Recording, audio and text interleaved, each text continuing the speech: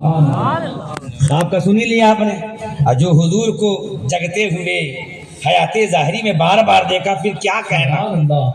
اسی لیے جلال میں آ گئے وہ عبداللہ بن مبارک کہ پوچھتے ہو عمر بن عبدالعزیز تو بہت بعد میں آئے ہو، اور دنیا اسلام کے پہلے مجدد بھی ہیں، پہلے مجدد ہیں، بڑے نیکوکار۔ جب بادشاہ نہیں بنے تھے خلیفہ، تو 100 اونٹوں پر ان کے لباس پیچھے پیچھے صندوق میں بھر کے چلتے تھے، اتنے بزرگ سلطان۔ اس لیے بزرگوں نے ان کو خلفائے راشدین میں شمار کیا، ان کی خلافت کو خلافت راشدہ عرصہ دراز کے بعد شمار فرمایا۔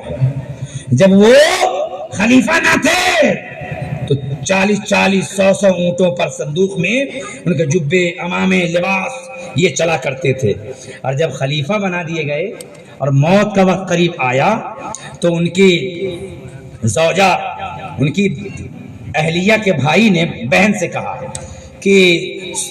حضرت کا لباس بڑا گندا ہو گیا ہے، دوسرا لباس لاؤ تاکہ بدل دیں۔ تو بہن نے کہا کہ ان کے پاس ایک ہی لباس ہے، سبحان اللہ، یہی جسے پہن کے بیمار ہیں، دوسرا کوئی لباس ہی نہیں ہے، اسی کو دھوتے ہیں، اسی کو پہنتے ہیں۔ اللہ اکبر! یہ اسلام اور مسلمانوں کے بادشاہ کا عالم ہے کہ دوسرا کوئی جبہ نہیں کہ تبدیل کیا جائے۔ ایسے شہنشاہ ہوا کرتے تھے مسلمانوں کے، ایسے بادشاہ ہوا کرتے تھے مسلمانوں کے کہ ایک ہی لباس زیادہ ہوتا غریب کو پہنا دیتے، یتیم کو دے دیتے، کسی بےکس کو دے دیتے، دوسرا لباس نہیں تھا کہ بدل دیا جائے۔ اب ان کے بارے میں امیر معاویہ،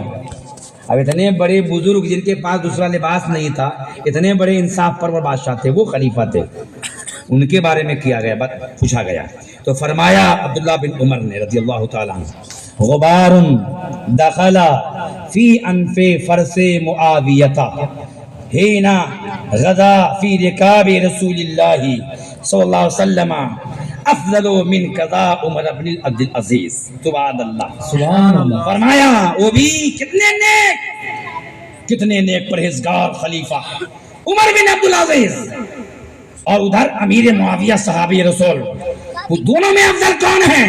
تو جواب میں کہتے ہیں شاگرد امام آدم کہ وہ غبار، وہ دھول دھکر جو حضرت امیر معاویہ کے گھوڑے کی ناک میں گھس گئی جس وقت حضور کی معیت میں ساتھ میں دشمنوں سے جنگیں لڑی تو دھول اڑی، وہ دھول جو ان کے سواری کے ناک میں گھس گئی، وہ دھول عمر بن عبدالعزیز سے افضل و اعلیٰ ہے۔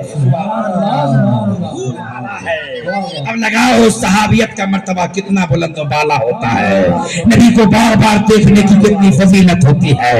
فرمایا